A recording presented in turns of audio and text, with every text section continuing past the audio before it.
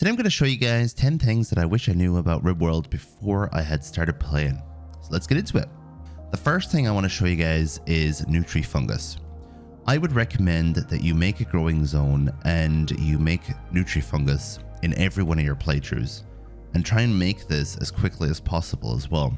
For Nutrifungus, one of the benefits of this is it's going to allow you to grow food all year round, even if you're on a map where you only have like 40 out of 60 days where you can grow food. And how you control this is if you have this on soil that is in a dark room that has a roof, and it can be a mountainous roof if you want. And if you put heaters in here, or if you put some perhaps coolers, then you can keep the temperature perfect all year round for Nutrifungus. Now don't forget, you have to have it roofed. So if you don't want to do it in a mountain area, you can make Nutrifungus in your own little area, but you're going to have to build the walls around it because you're going to have a structure specifically for Nutrifungus, and you're going to have some sort of cooler system so that this greenhouse gets cooled or heated up depending on what you need. So I'd highly recommend making Nutrifungus. And on a side note as well, when you are making Nutrifungus, you can go into your kitchen and you can add a bill for vegetarian fine meals, and they'll pretty much make fine meals from Nutrifungus for your characters, and you don't have to have any meat, so you don't have to go hunting. Let's just say there's not that many animals around, don't need to go hunting or anything. It's perfect. So the next one that I would recommend that you do is to get heal root growing on your farm. So pretty much just make a growing zone and change it to heal root. You're going to have a minimum skill of 8 for that. And heal root is going to be the medicine that you're going to use for all of your characters. So what I'm going to do for Bob, for example, is I'm going to click on Bob, I'm going to click on health, and I'm going to click allow self heal. Now you want to put that on for all of your characters. Make sure that you have self heal on for everybody. And then make sure you have doctor on 4 for anyone who you don't want doctoring other people, but you want to doctor themselves. But as you notice here, this little symbol indicates what type of medicine that this person's allowed to have. So what I'm going to do is I'm going to go to the assign, and I'm going to change this to herbal medicine, which is the product that you want them to carry, and I'm allowing them to carry 2 each. So if I wanted to change that to 1, just change the top one to 1 and hold down and scroll down here. And then if I change this over here to herbal medicine or worse, that means they'll only use herbal medicine to heal themselves. And that's all you pretty much need in Rimworld. Herbal medicine and carry 2. They'll always have medicine ready to be used when they're in a fight. And there's a very small chance that you're going to need anything stronger than herbal medicine unless they get something like malaria or the plague. And then you can change it to a better version. You can change it to industrial tech, or you can use best quality medicine if you have Glitterworld. Next thing I'm going to tell you about is shelves. Shelves are one of the most important parts of Rimworld if you are new to the game. Actually, it doesn't matter what level you are, you should use shelves. Furniture, shelves. Shelves can hold a lot of items on them, which is brilliant. And if you put components onto your shelves, they don't need to be indoors. So I have my components here, and this shelf could be outside in the middle of nowhere, and the components will still not deteriorate. So shelves help to keep your items off the floor, and they stop items from being classified as outside. So even if they are outside, if they're on a shelf, they won't be. Now items will still go off on these shelves if they're not being refrigerated or whatever. So you probably should refrigerate your foods and things and your herbal medicines, but make sure you put your normal medicines onto shelves, and also put your herbal medicines either onto shelves if you have loads of them, or put them in the fridge. So the next thing I'm going to show you to do with shelves as well is the vault. I usually make a solid wall vault in my colonies, and I put my components and my advanced components and my Glitterworld medicine onto shelves in the storeroom. And the reason why I do this is generally when characters go crazy and they try and destroy an item in your game, if they don't have access to your components, they can't destroy them. And how many times have you been playing this game and someone decides to go crazy and destroy all their components? Put it into a vault and just knock the wall down whenever you want the components to build something. It's as simple as that. Now I'm going to show you guys about the rebuild and home toggle down here in the bottom right.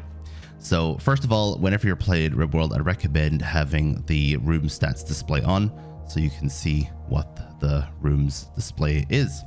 And I'd also recommend having the terrain affordance on as well, so you can see where you can build and where you can't build, just in case you try to build your base in the middle of a swamp.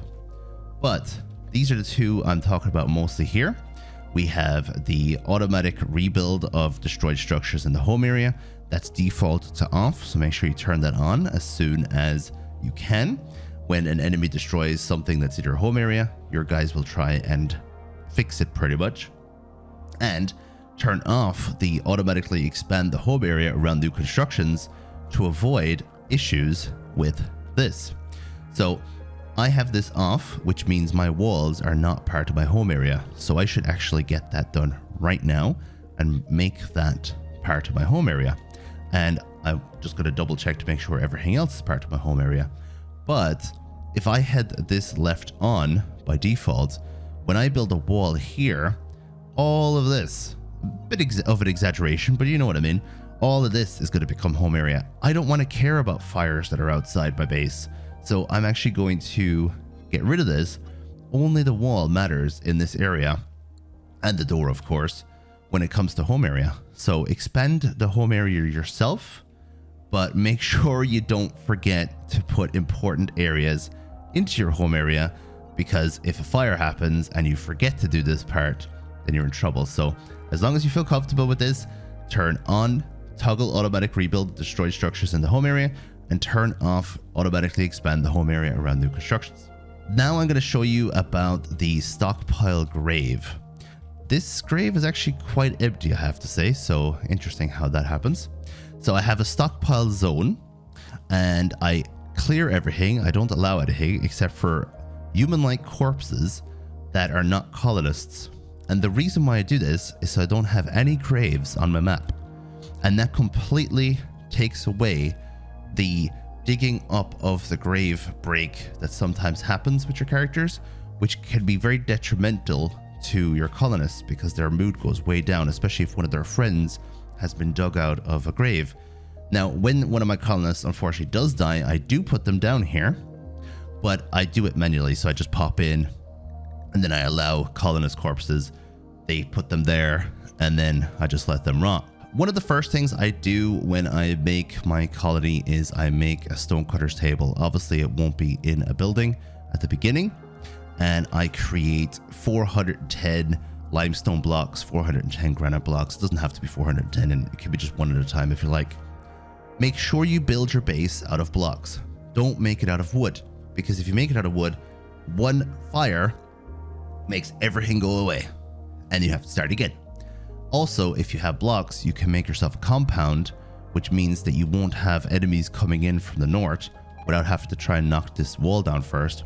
And what I usually do is I double up on the walls too. So this is a limestone wall, which is actually quite weak.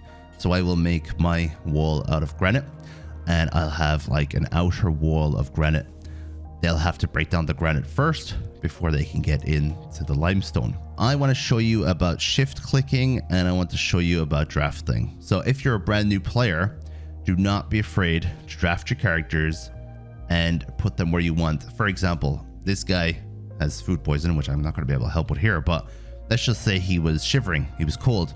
I put him in front of the fire. I have him drafted. As soon as his shivering goes away, I undraft him.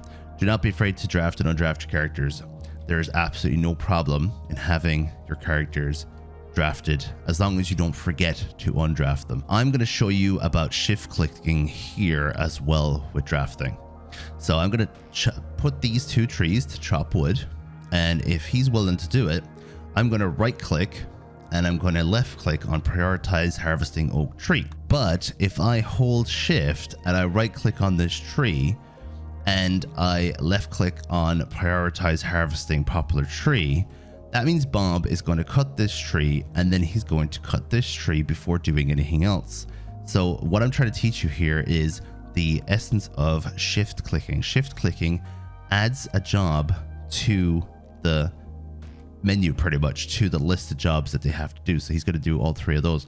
This comes in handy if you're ever trying to, say, chop down blight that's attacking your plants, or if you just want to make sure that you have lots of jobs done in an area before they run away. Because how many times have you ever seen Bob, for example, run in, chop a tree, go away again a million miles away, and then come back and chop the second tree? You don't want that. You want him to be a bit more efficient. So you tell him to go in and shift click the trees. Next thing I want to show you is the wind turbines. So the wind turbines, you can build them in a way so that they overlap each other.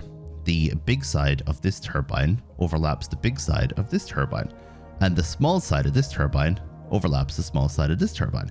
That means you could stack your turbines exactly like this, and it's brilliant. Now, if you put a growing zone down in between the turbines, your characters will automatically plant roses or whatever, and no trees will be able to grow.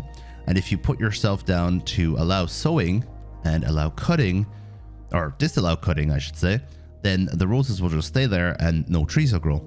However, especially when it comes to replanting roses or when it comes to cold snaps, I find this not as efficient as I would like it to be. So I'm actually going to delete this zone, and this zone. And I'm going to do what I normally do, and that is I'm going to put down a concrete floor.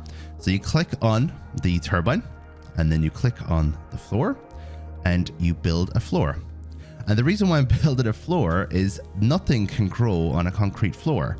So you'll never have to worry about the turbines getting blocked again if you just do this. It costs a lot of steel, but I mean, there's so much steel on the map anyway, that should be perfectly fine.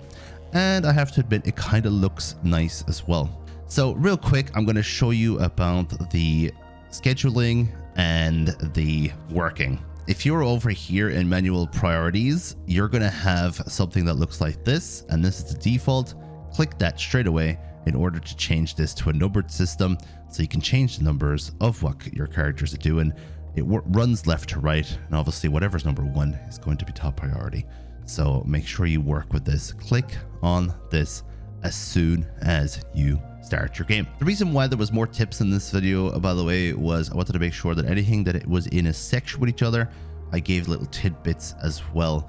And ironically, you probably don't even know which one was which one was a tidbit and which one was my actual advice.